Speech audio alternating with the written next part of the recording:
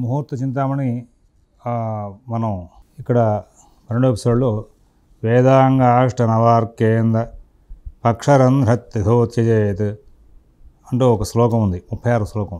దాంట్లో చెప్పాడంటే చవితి షష్ఠి అష్టమి నవమి ద్వాదశి చతుర్దశి ఈ తెలుగు పక్షరంధ్ర సంజ్ఞ కలిగి అన్నాడు. ముహూర్త దర్పణంలో దీని గురించి చాలా వివరంగా చెప్పబడుతుంది. పక్షఛద్రాశ్చితదయ అష్టమి ద్వాదశి షష్ఠి చతుర్థి చ చతుర్దశి పక్షఛద్రాశ్చితదయ శుభకార్యేషు నినితాః అని చెప్తాడు ముహూర్త దర్పణంలో.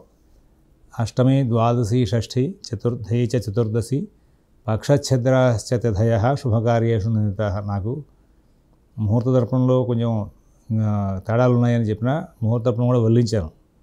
ఆ కారణంగా ఆ శ్లోకాలని కూడా వెంటనే అట్లా జ్ఞప్తి తీసుకుని వెళ్ళిపోతూ ఉంటాయి. ఆ ముహూర్త దర్పణం చదివితే పిల్లలు పాడుతారు అనేటువంటి మాట ఎందుకంటారంటే ఆయన అష్టమి ద్వాదశి షష్ఠి చతుర్థి చ చతుర్దశి పక్షఛద్రాశ్చితదయ శుభకార్యేషు నినితాః అని చెప్పి వదిలిస్తే పంచాంగంలో శుద్ధ చతుర్దశి నాడు ముహూర్తం ఉంటుంది.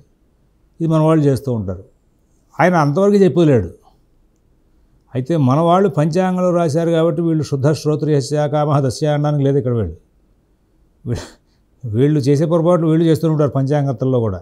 అందరినీ కాదండు, శాస్త్రీయంగా ముహూర్తాలు రాసేటువంటి పంచాంగతలు కూడా ఉన్నారు. వాళ్ళ పంచాంగాలు ఎక్కువ మంది వాడరు. ముహూర్తాల్లో మరి చతుర్దశి నాడు ముహూర్తం రాయాలి అంటే మనకు కొన్ని అభిప్రాయాల మీద సబ్జెక్ట్ కావాలి. దాన్ని ఈయన ముహూర్త చింతామణికారుడు వెంటనే అదే శ్లోకంలో దోష పరిహారం కూడా పక్కన చెప్పుకుంటూ వస్తాడు. అందుకోసం ఆ పుస్తకాన్ని చదవాల్సిందే. విద్యారంభం ముహూర్త భాగాన్ని చేస్తే కనుక ముహూర్త చింతామణి చదవాల్సిందే. ముహూర్త చింతామణితో పాటు దాంట్లో ఉన్నటువంటి పీయూషధర వ్యాఖ్యానం మీద పూర్తి స్థాయి అవగాహన తెచ్చుకుంటూ ముందుకు వెళ్లాల్సిందే. అలాంటప్పుడే మనకి ముహూర్త శాస్త్రం మీద పూర్తి స్థాయి అవగాహన వచ్చి నేను ముహూర్త భాగాన్ని చాలా మటుకు శాస్త్రీయంగా అధ్యయనం చేశాను అనేటువంటి భావన కలిగేందుకు అవకాశాలు తీసుకొస్తూ ఉంటాడు. ఇక్కడ మరి అక్కడ ముహూర్త దర్పణలో చెప్పిన శ్లోకం ఏదైతే ఉందో పక్షఛద్రాశ్చితదయ శుభకార్యేషు నినితాః అని చెప్పి వదిలేశాడు. దానికి ఇక్కడ అయిన వస్వంకమనుతత్వాశ శరానాఢి పరాశుభాః అంటూ ఇక్కడ ఆ తిథుల్లో వదిలేయాల్సినటువంటి ఘడియలు చెప్పుకొని వచ్చాడు. చవితిలో 8 ఘడియలు వదిలేయాలి, ఆ షష్ఠిలో 9 ఘడియలు వదిలేయాలి, అష్టమిలో 14 ఘడియల వరకు వదిలేయాలి, తర్వాత నవమిలో 25 ఘడియల వరకు వదిలేయాలి, దశమిలో ద్వాదశిలో 10 ఘడియలు వదిలేయాలి, చతుర్దశిలో 5 ఘడియలు వదిలేసి మిగతా ఘడియల్లో వివాహాది శుభకార్యాలు చేసుకోవచ్చు అని చెప్పాడు. మీకు ఈ అంశం ఇతర గ్రంథాలు వచ్చితే కనబడదు. ఇలాంటి మొత్తం దోషం ఏదైతే ముహూర్త దర్పణలో చెప్పాడో ఆ ముహూర్త దర్పణం చదవగానే అష్టమి ద్వాదశి షష్ఠి చతుర్దశి పక్షఛద్రాశ్చితదయ శుభకార్యేషు నినితాః మరేమో ఇక్కడ పంచాంగంలో చతుర్దశి నాడు ముహూర్తం రాసింది అని ఉంటుంది. ఏమిటి ఇక్కడ పిల్లవాడు కన్ఫ్యూజ్ అయిపోతున్నాడు. గురువుగారు సమానం చెప్పడు. గురువుగారు కూడా ముహూర్త దర్పణం గురువుగారే అనుకోండి, దాటిని పుస్తకాలు చూడని గురువుగారు అనుకోండి, ఆయన విషయం చెప్పడు. ఇలాంటి సందర్భాలన్నింటినీ దాటాలి అంటే గ్రంథ వ్యాపకం ఉండాలి. అందుకోసమే ఈ ముహూర్త శాస్త్రానికి జ్యోతిష్ శాస్త్రానికి సంబంధించి బహుగ్రంథ పరిశ్రమ చేసినటువంటి వాళ్ళ దగ్గర చదువుకోవడం అనేది చాలా అవసరం. ఇవాళ సమాజంలోకి వెళ్తే ఏదో కాలక్షేపం అయిపోతుంది. ఎవడు ప్రతివాడికి ముహూర్తం పెడుతూ ఉంటారు. నువ్వు పిచ్చి ముహూర్తం అన్నా సరే ఆగదు. ఆ రోజున కొన్ని వందల మంది, ఎందుకంటే పూలవాళ్ళు, పాలవాళ్ళు, వంటవాళ్ళు, మేళగాళ్ళు, తర్వాత పురోహితుడు, తర్వాత మళ్ళీ ఇమీడియట్గా మన మండపాలు డెకరేట్ చేసేవాళ్ళు, వీళ్ళందరూ అనేక రకాల బట్టల కొట్ల వ్యాపారాలు, బంగారం కొట్ల వ్యాపారాలు అందరూ కూడా ఇవాళ ముహూర్తాలను ప్రచారం చేస్తున్నారు. ఎందుకంటే ఆ రోజు ముహూర్తం లేదంటే అబ్బాయి ఎవరైనా చెప్పింది మన పంచాంగాలు ఉన్నాయి, ఆయన మరి చేదస్తుడండి అని మంచి ముహూర్తం కానిదాన్ని మంచి ముహూర్తం కాదు అని చెప్పినప్పటికీ కూడా వాడిని వెర్రివాడిని చేసే పరిస్థితి వస్తుంది వాళ్ళ. అటువంటి సమాజం నడుస్తుంది. ఎందుకంటే ఆ ముహూర్తాల మీద అంత వ్యాపారం నడుస్తోంది వాళ్ళ. అంత వ్యాపారం నడుస్తున్నప్పుడు ఎంత ఇంటీరియర్ డెకరేషన్స్ వాళ్ళు కూడా వాళ్ళ పెళ్ళికి సంబంధించిన ఈవెంట్ మేనేజ్మెంట్లో వచ్చారు. ఆ ఈవెంట్ మేనేజ్మెంట్కి సంబంధించి అనేక రకాలైన వ్యాపారాలు అందులో ముడిపెడితే కానీ అవ్వదు. ఆ తర్వాత మళ్ళీ బట్టలు, స్టిచ్చింగ్ వాళ్ళు, బంగారం, గోల్డ్ స్మిత్లు, బంగారం తయారు చేసే వస్తువులు తయారు చేసేవాళ్ళు, వెండి వస్తువులు షాపులు వాళ్ళు, ఒకటా రెండా అనేక వ్యాపారాలు. కాబట్టి ముహూర్తాలు తగ్గిన కొద్దీ వాళ్ళకి నష్టం. కాబట్టి ముహూర్తం ఉంది వీళ్ళంతా పరిగెత్తిస్తారు. కావాల్సింది కనీసం నీ ఇంట్లో పెట్టుకునే ముహూర్తానికి మంచి ముహూర్తానికి పెట్టుకోవడానికి వీలుగా నీకు జ్ఞానం ఉండాలి. తప్పు చేస్తున్నావు, ఒప్పును చేస్తున్నావు. సమాజంలో వ్యాపారం కోసం ఇష్టం వచ్చినట్టు ముహూర్తాలు వెళ్ళిపోతున్నాయి. ఆ తర్వాత విషయం. ఈ అష్టమి నాడు ముహూర్తం పెట్టకూడదు కరెక్టే, కానీ చవితి నాడు ముహూర్తం పెట్టకూడదు, షష్ఠి నాడు ముహూర్తం పెట్టకూడదు, నవమి నాడు పెట్టకూడదు, ద్వాదశి నాడు పెట్టకూడదు, చతుర్దశి నాడు పెట్టకూడదు. కానీ ఎప్పుడు వాటిల్లో చవితి నాడు 8 ఘడియలు వదిలేసేయి. తర్వాత వసు అంటే 8, అష్టవసువులు కదా 8. అంక వస్వంక, అంక అంటే 9, అంక 9 అంకెలు 9 ఉన్నాయి మనకి. తర్వాత అంక మను 14 మంది, తత్వ 25, వశ 10, శర 5. ఇవి వదిలేసేసి, ఈ ఘడియలు వదిలేసేసి మిగతా ఘడియల్లో చేసుకున్నాయా. తర్వాత ఈ పక్షఛద్రాలు అని చెప్పినటువంటి అసలు ఈ కార్యక్రమాల్లో ఈ తిథుల్లో కనుక వివాహం చేస్తే వధువు విధవరాలు అవుతుంది. ఉపనయనం చేస్తే కనుక వటువు మూర్ఖుడవుతాడు. ఈ ఉపనయనానికి అనధ్యయనాలతో లింక్ ఉంది. ఇక్కడ వ్యాఖ్యానంలో ఆయన వేరే వేరే గ్రంథాల్లో ఉన్న అంశాలను తీసుకొస్తూ వ్యాఖ్యానం చేస్తూ ఈ పక్షఛద్రాల్లో ఆయన ముహూర్త దర్పణంలో పక్షఛద్రాశ్చితధయ శుభకార్యేషు నిందితా అని చెప్పి శుభకార్యాలు ఏమీ చేయదన్నాడు.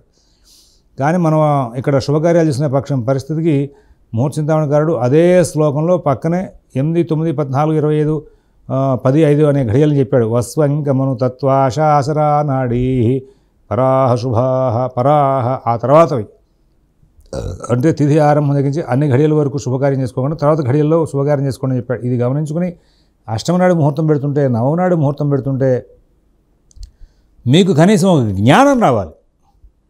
చతుర్దశి నాడు ముహూర్తం పెడుతుంటే ఇది పక్షఛద్రమైనటువంటి తిథి, మనం ఈ రోజున ముహూర్తం పెట్టకూడదు. పెడదామంటే కనుక ఆ రోజున మొదట 5 ఘడియలు వదిలేసి తర్వాత ఘడియల్లో పెట్టాలి అన్నటువంటి స్పర్శ కనీసం నీ ఇంట్లో పెట్టుకునే ముహూర్తానికి నువ్వు చేయాలి.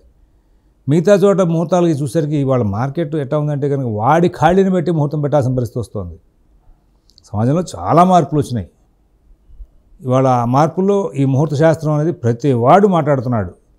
మాట్లాడాడు. కనీసం నీకు విజ్ఞానం లేకపోతే చాలా తప్పు అవుతుంది. అందువలన బహుగ్రంథాలు చదవాల్సిన అవసరం ఉంది ముహూర్తం పెడుతున్నావు కాబట్టి. అలా శాస్త్రాన్ని పెంచుకోకుండా, శాస్త్ర విజ్ఞానాన్ని పెంచుకోకుండా ముహూర్తాలు పెట్టేసి నేను ఒక గొప్ప పండితుడిని కానీ చప్పట్లు కొట్టుకుంటే రౌరవాది నరకాల్లో పడిపోయే అవకాశం ఉంది. శాపం కాదండి, నిజం. కారణం ఏంటో తెలుసా? సిద్ధాంతులు విచిత్రమైన సమస్యలుగా తాత్కాలికంగా ముహూర్తం పెట్టి 100 రూపాయలు తీసుకున్నారని చెప్పి ఆనందిస్తారేమో. విచిత్రమైన సమస్యలతో సమాజంలో కనబడుతుంటారు చూడండి. కారణం ఏంటంటే వాళ్ళు గ్రహ విచారణ శాస్త్రంతో పూర్తిగా తెలియకుండా చేసిన వాళ్ళందరూ కూడా, శాస్త్రం తెలిసి మన చేతిలో కొన్ని అంశాలు ఉండవు, అప్పుడు నీకేం ఇబ్బంది రాదు. శాస్త్రం తెలిసి నువ్వు ముహూర్తం పెట్టడానికి భయపడతావు, పెట్టలేవు. నేను బిఫోర్ లాస్ట్ ఇయర్ అనుకుంటా మంచి ముహూర్తాలు లేవని చెప్పేసి నేను గృహప్రవేశ ముహూర్తాలు, ఉపనయన ముహూర్తాలు పెట్టడం మానేసా. లేవండి అంటున్నా. కానీ అయిపోతున్నాయి కార్యక్రమాలు. నేను గత 35 సంవత్సరాలుగా రవిని వ్యయంలో పెట్టి ఉపనయన ముహూర్తం ఎప్పుడు పెట్టలా. కానీ 35 సంవత్సరాలుగా ప్రతి సంవత్సరం చూస్తూనే వచ్చా.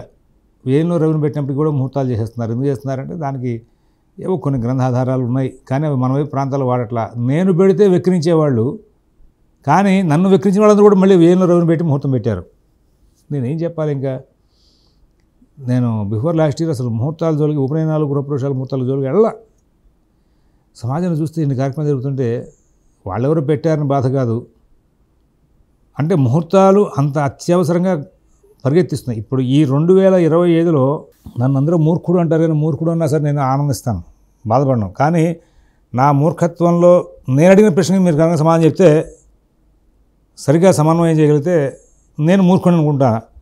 కాకపోతే మీరే నామకరణం చేసుకోవాలి. వాస్తుకర్తరి విషయంలో మనకి పూర్వకళామృతం తీస్తే ఒకే శ్లోకంలో రవి ఆయన కృత్తికలోను, రోహిణిలోను, భరణిలోను సంచారించే సందర్భాన్ని కర్తరి అనే పేరు ఆయన పెట్టలేదు, మనం పెట్టుకున్నాం దానికి నామకరణం.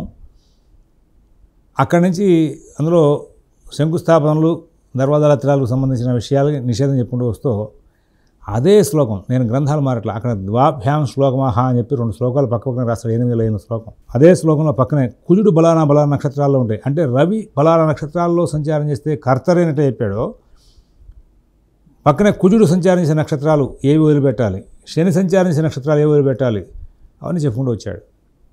మనకి అవసరమయ్యి కేవలం రవిని మాత్రం పట్టుకుని వాస్తుకర్తరి అనే పేరుతో ఓ పెద్ద బాహాటం, ప్రతివాడు కర్తరు వస్తుందండి, స్లాబ్ వేసుకొచ్చా, గృహప్రవేశం అబ్బాయి ఒక్కొక్క పండుగ చెప్తాడు, వాడు పెద్ద వచ్చేస్తాడు బయటికి. గృహప్రవేశం కొంపారిపోతుంది, కర్తరి అంటే ఏంటి అనుకున్నారు. దాని మీద కొంచెం సాహిత్యవేత్తలు వ్యాఖ్యానం చేస్తూ ఉంటారు. కర్తరి అంటే అది అగ్నికర్తరి, కృత్తిక అగ్ని నక్షత్రం అంటూ కొంతమంది లక్షణ పండితులు దాని మీద వారిని అమ్మ కడుపు మాడ. ఈ చివరికి అసలు ఈ ఈ చెప్పినటువంటి కర్తరి అనే శ్లోకంలో నీకు అక్కడ 3 గ్రహాలు 4 గ్రహాలకు సంబంధించినటువంటి సంచారంలో ఏ నక్షత్రాలు తీసుకోకూడదని చెప్తే ఒకే గ్రహానికి సంబంధించి నువ్వు కర్తరిని మాట్లాడుతున్నావు, మిగతావి ఏం చేస్తావురా వాటిని కూడా మాట్లాడు అన్నప్పుడు ఆ ఉత్తరాభాద్ర రేవతి నక్షత్రాల్లో శని సంచారం చేస్తుండగా శంకుస్థాపనాదులు చేసుకోవద్దు, ఇల్లు పిశాచాక్రాంతం అయిపోతుంది అని చెప్పాడు. మరి ఈ సంవత్సరం ఆయన శని ఎక్కడ ఉంటాడు? 2020లో శంకుస్థాపన చేయొచ్చా? నేను శాస్త్రం ప్రకారంగా పూర్వకాలంలో ఆ శ్లోకం ఉంది కాబట్టి నేను ఈ సంవత్సరం ముహూర్తం పెట్టిన మడిగట్టి కూర్చుంటే ఆగుతాయా? ఆగితే కొంపలు ఆరిపోతాయి. కారణం ఏంటి? రియల్ ఎస్టేట్ మీద ఆధారపడి కొన్ని వందల వేల లక్షల జనాభా బతికేస్తున్నారు. వాళ్ళ ఖాళీగా ఉన్నవాడు బ్రోకరేజింగ్ రియల్ ఎస్టేట్ అంటే మొదలెడతాడు, వాడు బతుకుతున్నాడు. వాడి దగ్గర ప్రారంభించి ఆఫీసులు పెట్టుకుని కన్స్ట్రక్షన్స్ బిల్డర్స్ వీళ్ళందరూ కూడా వచ్చేస్తున్నారు. నువ్వు శాస్త్రంగా చెప్తానే వినరు. పూర్వం నుంచి మనవాళ్ళు చేశారు, అసలు ఆ శనిని పట్టించుకోకుండా ఒకే శ్లోకం. మనవాళ్ళు చేసిన మాయ ఎట్లా ఉంది, శాస్త్రం చదువుకోకుండా వచ్చేసేసి మనవాళ్ళు చేసినటువంటి పొరపాటు. దీన్ని నేను కొత్త శ్లోకమో కొత్త పుస్తకంలోంచి తీసుకురావట్లా.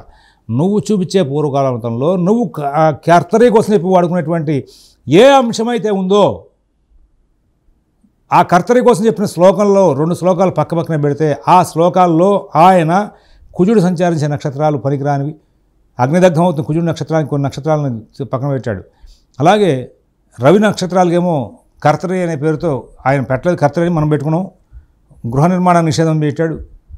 తర్వాత శని సంచారించే నక్షత్రాలు కొన్నిచ్చి ఈ నక్షత్రాలు శని ఉండగా శంకుస్థాపన చేయదయా, ఇల్లు పిశాచక్రాంతం వస్తే శాస్త్రాన్ని ఇంత బాహాటంగా ఉంటే మనం ఎక్కడెక్కడ బతుకోగల ఒకే శ్లోకంలో. ఇదే అంశాన్ని నేను ఈ మధ్యకాలంలో కొన్ని గ్రూపులో చర్చ చేస్తూ ముహూర్త గణపతి అనే గ్రంథాన్ని ఒక ఆయన తెలుగులో చేస్తున్నారు, శిష్లా ఉమామేశ్వరరావు గారు అని చెప్పి చాలా గొప్ప ఆయన. ఆయన అడిగా ఏమంటే అన్ని గ్రంథాలు దొరుకుతుందో చూడండి విషయం అని. ఆయన చాలా శోధన చేసి నవ్వాడు. ఆయన ఏంటంటే ఇంట్లాగా కర్తరి మీద నేను నా పంచాంగంలో రాసే అందుకోసమే వాస్తు కర్తరి అనేది నాకైతే శాస్త్రీయం అనిపించట్లా. అది శాస్త్రీయం నువ్వు కనుక వాడాలి అనుకుంటే పక్కన ఉంటే కుజుడితో కూడిన నక్షత్రాలు శనితో కూడిన నక్షత్రాలు కూడా చూసి 2025లో శంకుస్థాపన చేయకు. ఈ అంశం మీద కూర్చోబెట్టి కాలామృతం పుస్తకం కూర్చోబెట్టి మీరు కర్తరి విషయం తీసి నేను మూర్ఖంగా వాదిస్తున్నానా, నేను మూర్ఖున్నా, మీరు చాలా శాస్త్రాన్ని బాగా అవగాహన చేసుకుని చెప్తున్నారా? చెప్తే ఇక్కడ శని ఉన్నటువంటి నక్షత్రాలని ఆ కుజుడు నక్షత్రాలని శంకుస్థాపనకి ఎందుకు మీరు పరిగ్రహిస్తున్నారు అనే విషయాన్ని కనుక మీరు శాస్త్రీయంగా ప్రూవ్ చేస్తూ చూపించండి అంటే మీరు చూపించగలరా? ఓ నేను మూర్ఖంగానే వాదిస్తున్నాను అనుకుందాం. నేను కొత్త శ్లోకం తేవట్లా, 2వ శ్లోకంలోకి వెళ్ళట్లా, 2వ పేజీలోకి వెళ్ళట్లా, 2వ పుస్తకంలోకి వెళ్ళట్లా. ఆ కర్తరి కోసం ఎక్కడే తగలేసిన శ్లోకం ఉందో ఆ పక్కనే అదే శ్లోకంలో విషయాన్ని అడుగుతున్నాను. ఇలాంటి అంశాలని చాలా ఉన్నాయండి, మనం చెప్పుకుంటూ వెళ్తాం. అలాంటి వాటికి సమాధానం ఇందులో అవుతుంది. మనం ఇక్కడ శంకుస్థాపన గృహప్రవేశాల విషయాలు వెళ్ళేటప్పుడు కర్తరి అనేటువంటి పదాన్ని కనుక ఈ ముహూర్త చింతామణికారుడు ముట్టుకున్నాడేమో ఒక్కసారి చూడండి, చూస్తే మీకు తెలుస్తుంది. ఆహా, కప్పుకొని దాన్ని పంచాంగంలో డైరెక్ట్గా రాశాడు ఇందుకోసమా అని మీకు తెలుస్తుంది. వాస్తు కర్తరి విషయం మీద మూర్ఖత్వం కాదు, ఇక్కడ శాస్త్రాన్ని మొత్తాన్ని చూడాలి. నేను చూసిందే కాదు ఇది, నేను చెప్పానే అనేక మంది దగ్గర కూర్చొని విషయ పరిశోధన చేసుకుంటూ వెళ్ళిన మీద వాళ్ళ మనోభావాల్ని కొంతమంది పెద్దలు వాళ్ళు రాసుకున్న నోట్సులు చివరిలో నాకు ఇచ్చేశారు చాలామంది. ఇప్పుడు కూడా ఒక ఆయన ఒక 30-40 ఏళ్ళు సర్వీస్ చేసి ఆయన గ్రంథాలు మంచి సంస్కృత పండితుడు, కొన్ని గ్రంథాలను చిలికి ఆయన నోట్సులు రాసుకుని ఆ నోట్సులు కూడా ఈ మధ్యకాలంలో నాకు ఇచ్చాడు. అలాంటి వాటిని శోధన చేయగా చాలా గ్రంథాల్లో విషయాలు బయటకు వచ్చినాయి. అందులో భాగంగా ఇక్కడ మనం గ్రంథాల్లోకి వెళ్ళినప్పుడు వీటిని ఇంత సునిశ్చితంగా పరిశీలించాలి. పక్షఛిద్రాలు అనే పేరుతో ఆ తిథులు వదిలేసేటప్పుడు ఆ తిథులకి పక్కన వెంటనే ఈ యొక్క ఘడియలు చూసుకోవాలి. ఇంత శాస్త్రీయమైన ముహూర్తాలు పెడతాను అంటే సమాజం ఒప్పుకోదు. వాళ్ళ అష్టమి నవమి నాడు ప్రయాణం కాదు, నవమి నాడు వధువు ప్రవేశం అంత శ్రేయస్కరం కాదు. కానీ వాళ్ళు చేసుకుంటే అష్టమి నాడు పెళ్లి చేసుకుంటే నవమి నాడు వధువు ప్రవేశం చేసుకుంటున్నారు. ముహూర్తం కదండి, తిథిరేక గుణం ప్రోక్తం అంటాడు ఒక్కొక్కడు. వర్ణి మొహం మండ, దాన్ని దేనికోసం చెప్పాడు రా? ఎక్కడ చెప్పాడు చూసావా? ఎందుకోసం చెప్పాడు చూసావా? తిథిరేక గుణం ప్రోక్తం అని. దాన్ని ఎక్కడ పడితే అక్కడ అన్వయం చేస్తావురా? తిథిరేక గుణం ప్రోక్తం అని చెప్పేసి పాడ్యం నాడు అక్షరాభ్యాసం ముహూర్తాలు పెట్టే పరిస్థితి వచ్చింది వాళ్ళ సమాజంలో. మీరు గమనించే పూర్ణిమ అంటే చంద్రుడు బలంగా ఉంటాడండి అని చెప్పి పూర్ణిమ నాడు అక్షరాభ్యాసం ముహూర్తాలు పెడుతున్నారు. సమాజం దారుణంగా వెళ్తుంది. కానీ శాస్త్రం తెలుసుకోండి, సమాజం ఎట్లా వెళ్తుందో మనకు అనవసరం. సమాజం ఎట్లాగో వెళ్ళిపోతుంది, మన చేతుల్లో లేదు. వాళ్ళ ముహూర్తాలు నువ్వు పెట్టకపోతే ఎవడెవడు పెట్టేస్తున్నాడు, పెట్టేవాడి దగ్గర వెళ్ళి పెట్టి చేసుకుని ఆ ముహూర్తం పూర్తి చేసుకుంటున్నారు. కారణం అంటే వాళ్ళ ఖాళీని పెట్టి ముహూర్తం పెట్టాలి. కానీ శాస్త్రం చదువుకుందాం ఉన్నప్పుడు శాస్త్రం తెలుసుకోవాలి. ఇలాగ పక్షచిత్రాలు చెప్పుకుంటూ వచ్చి ఆ పక్షచిత్రాల్లో పనికొచ్చే ఘడియలు పనికిరాని ఘడియలు అని చెప్పేసి రెండింటిని విడగొట్టి ఆ చవితి కనుక ప్రారంభమైన తర్వాత వసు 8 ఘడియల వరకు కూడా శుభకార్యం చేయదయ్యా, అది పక్షఛత్రం అయినప్పటికీ కూడా. అలాగే అంక 9 ఘడియల వరకు నువ్వు షష్ఠి నాడు తీసుకో, అలాగే అష్టమి నాడు 14 ఘడియలు, తర్వాత నవమి నాడు 25 ఘడియల వరకు వదిలేసాయి, ఆ తర్వాత ద్వాదశి నాడు 10 ఘడియలు వదిలేసాయి, 5 ఘడియలు చతుర్దశి నాడు వదిలేసి మిగతా ఘడియల్లో వివాహం పెట్టుకో. ఇలా కనుక చేస్తే ఉపనయనం చేస్తే ఒటువు మూర్ఖుడు అవుతాడన్నాడే. ఉపనయనం ఎట్లాగో మనం అష్టమి నాడు చేయం కదా అనర్థహీనం, చతుర్దశి నాడు చేయం కదా అనర్థహీనం. ఈ వ్యాఖ్యానం రాసేపు ఈ మాట ఎందుకు రాయడం? కన్ఫ్యూజన్ రావడానికి. దాంట్లో ఆంతర్యం చాలా దాగి ఉంది, అది ఇప్పుడే అర్థం కాదు మీకు. అలాగే సీమంతం అయితే గర్భనాశనం వస్తుంది, అన్నప్రాశనం అయితే మరణం వస్తుంది, గృహారంభం అయితే ఇల్లు కాలిపోతుంది, దేవప్రతిష్ఠ అయితే రాజు రాజ్యం నశిస్తారు. దేవతా ప్రతిష్ఠ అనేది ఆ గ్రామానికి గ్రామాధికారికి సంబంధించినవి కాబట్టి. ఇట్లా ఇచ్చినటువంటి వాటిల్లో కశ్యప మహర్షి ఏం చేసేటంటే, ఏమయ్యా ఇట్లాంటి పక్షఛిద్రాలు అయితే ఉన్నాయో, అష్టమి ద్వాదశి షష్ఠి చతుర్దశి పక్షఛిద్ర శుభకార్యేషు అని పక్షఛిద్రాలు ఏవైతే చెప్పాడో అది కశ్యప సంహితలో శ్లోకమై ఉంటుంది 300, వశిష్ఠ సంహితలో కానీ కశ్యప సంహితలో కానీ ఉంటుంది. ఎందుకంటే ఆ ముహూర్తర్పణం మొత్తం అంతా వాటినే తీసుకొచ్చి పెట్టాడు కాబట్టి. 10 గడియలు చెప్పిన వదిలేసేయండి అయ్యా, ఏ నక్షత్రం అయినా సరే, ఏ తిథి అయినా సరే. మరి అందులో ప్రారంభం దగ్గర నుంచి 10 గడియలు వదిలేసేసి మిగతా గడియల్లో శుభకార్యాలు చేసుకోండి అని చెప్పేసి ఆయన చెప్పుకుంటూ వచ్చాడు. అయితే ఈ 10 గడియలు వదిలేసేయండి, ఆ తర్వాత ఈ పైన చెప్పినటువంటి వస్వంగమను తత్వాశ శరానాడి పరాహ శుభాహ అనేటువంటి అంశాన్ని ప్రకారంగా ఆ ఘడియలు వదిలేస్తారో ఏదైనా సరే మీరు కన్వీనియంట్ ప్రకారం వదులుకోండి, కానీ వదిలే దాంట్లో మీరు చక్కగా దృష్టిని కేంద్రీకరించి వదలండి అని చెప్పేసి విషయంలో 10 గడియలు తప్ప వదిలేసుకుంటూ వెళ్ళిపోతున్న విషయాన్ని మనం అందరం వాడకంలో తీసుకోవచ్చు. ఎందుకంటే కశ్యప వచనం కదా, అది మహర్షి ప్రోక్తం వాక్యం కూడా, అది కూడా తీసుకుని దాని ప్రకారం సరే ఈ వెంటనే ఈ సూత్రం గుర్తురావచ్చు. వస్వంగమను తత్వాశ శరానాడి పరాశుభ వేదాంగ నష్ట నవార్కేంద్ర పక్షరంధ్రధోతి. ఈ శ్లోకాలు గుర్తురాకపోతే కనుక 10 గడియలు చెప్పిన ఈ పక్ష చిత్రాల్లో వదిలేసి సౌకర్యాలు తీసుకోవడానికి అందరూ కూడా సిద్ధమవచ్చు. కనీసం అట్లాంటి విజ్ఞానాన్ని పొంది ఆ తర్వాత మనం ముందుకు వెళ్తే బాగుంటుంది అనేటువంటి అంశాన్ని ప్రస్తావన చేసుకుంటూ మనం వీటి మీద ఇంకా అనేకమైన అంశాలని ప్రస్తావన చేసుకుంటూ వచ్చాడు. నిన్న మనం చెప్పుకున్నాం ఏదంటే కులిక, యమఘంట, అవన్నీ కూడా వాటి సంబంధించినటువంటి విస్తరణతో కూడుకున్నటువంటి అంశాన్ని ఒకదాన్ని చేసుకుంటూ ఏం చేశారంటే 40 శ్లోకంలో విపాషేరావతీ తీరే శుదుదృశ్చ త్రిపుష్కరే వివాహాది శుభే నష్టం హోళికా ప్రాగ్నాష్టకం అంటూ చెప్పుకుంటూ వచ్చాడు. ఏమిటిది? ఇక్కడ మరి హోళికా పూర్ణిమ నాడు మన్మధుడి యొక్క దహనం జరిగింది. అక్కడి నుంచి పంచాంగాల్లో కూడా కామదహనం రాస్తూ ఉంటారు, గమనించవచ్చు. దానికి ముందు 8 రోజులు శుభకార్యాలు చేద్దాం. ఇప్పటికీ నార్త్ ఇండియాలో ఇది పాటిస్తూ ఉంటారు. నార్త్ ఇండియాకి సంబంధించినటువంటి మార్వాడీలు వాళ్ళు ఎక్కడైతే నివాసం చేస్తూ ఉంటారో వీళ్ళందరూ కూడా ఈ హోలీ పూర్ణిమకి కరెక్ట్గా 8 రోజుల ముందు నుంచి కూడా ఈ శుభకార్యాలన్నింటినీ కూడా వాళ్ళు నిషేధం చేసుకుంటూ ఉంటారు. అయితే యాక్చువల్లీ ఇది శుతుద్రి, విపాషి, ఐరావతి నది ప్రాంతాల్లో, త్రిపుష్కర దేశంలో తప్ప ఇతర ప్రాంతాల్లో నిషేధం లేదన్నాడు కాబట్టి ఆ ప్రాంతాల నుంచి వలస వచ్చిన వాళ్ళు ఆంధ్రలో చేసినప్పుడు చేసుకోవచ్చు. కానీ ఈ హోలీ పూర్ణిమకు సంబంధించినటువంటి వ్రతం, ఈ వ్రత విశేషాలను కూడా వాళ్ళు ఆచరిస్తున్న కారణంగా వాళ్ళు ఇప్పటికి కూడా వాళ్ళకి ముహూర్తాలు పెట్టే సందర్భంలో మనం హోళికా పూర్ణిమకి 8 రోజుల ముంచి, అయితే మన ఆంధ్రకి ఆ పట్టింపు లేదు అనేది గమనించుకోవాలి. ఇక అలాగే ఈ ఆనందాది యోగాల్లో మరి క్రకచ, దగ్ధ, విష, హుతాసన వీటిలో దగ్ధ యోగాలు వీటి ఎందుకు శుభకార్యాలు చేయరాదని చెప్పాడు. అయితే ఈ ఆనందాది యోగాలు శుభకార్యాలు చేయొద్దని చెప్తున్నావు ఏంటారు అయినా మాకు కొత్తగా పెడుతున్నాం, మా ఆంధ్రాలో ఇదంతా కూడా ఆనందాది యోగాలు ప్రయాణాలకు మాత్రమే వాడుకుంటున్నాం అనే ఒక వాదన ఉంది.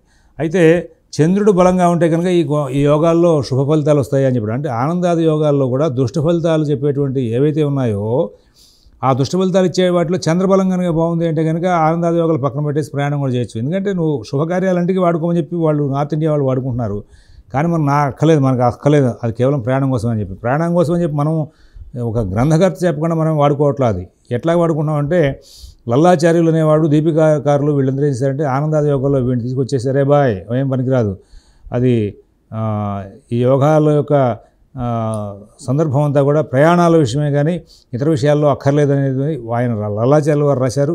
అలాగే దీపికాకారులు కూడా రాశారు కాబట్టి దాన్ని మన వాళ్ళు తీసుకున్నారు. కాబట్టి ఈ ప్రయాణంలో కూడా మరి ఇక్కడ ఈ చంద్రబలం బాగుంటే కనుక ఆనందాది యోగాల్లో వచ్చేటువంటి తేడాన్ని మనం పరిధిలో తీసుకోకలేదనే అంశం ఏదైతే ఉందో ఆ అంశం ప్రకారంగా వాటిని అన్ని చోట్ల అమలు చేసుకుంటూ వెళ్ళొచ్చు కదా, చేసుకుంటూ వెళ్ళొచ్చు. దానికి కాదనడానికి మనం సరిపోం. కాబట్టి దాన్ని గమనించుకుంటారని చెప్పి ఆశిస్తూ మృత్యుక్రకచ దగ్ధ దీనందౌ శస్తే శుభజంగౌ శుభంజగు కేచిత్ యామోత్రన్యాన్యే యాత్రాయామేవ నిందితాన్ అనేటువంటి 41వ శ్లోకాన్ని ఆధారంలో దాని వ్యాఖ్యానంలో లల్లాచార్యులు వారు ఇది ప్రయాణం కోసమే, దీపికా గారు ఇది ప్రయాణం కోసమే అన్నారు ఈ ఆనందాది యోగాలు. కాబట్టి మన ఆంధ్రలో దాన్ని కేవలం ప్రయాణం కోసం వాడుతున్నారు. ప్రయాణం కోసం వాడుతున్నప్పటికీ కూడా ఈ చంద్రబలం బాగున్నప్పుడు ఆనందాది యోగాలకి పెద్ద పట్టింపు లేదు అనేటువంటి అంశాన్ని ఏదైతే అందుకోసం ముహూర్తాలు చంద్రబలం బాగా చూడాలనేది. ప్రత్యక్ష చంద్రుడు, ఆకాశంలో కనబడేటువంటి చంద్రుడు, ఆయనకి ఎంత ప్రయారిటీ ఇస్తున్నాం మనం.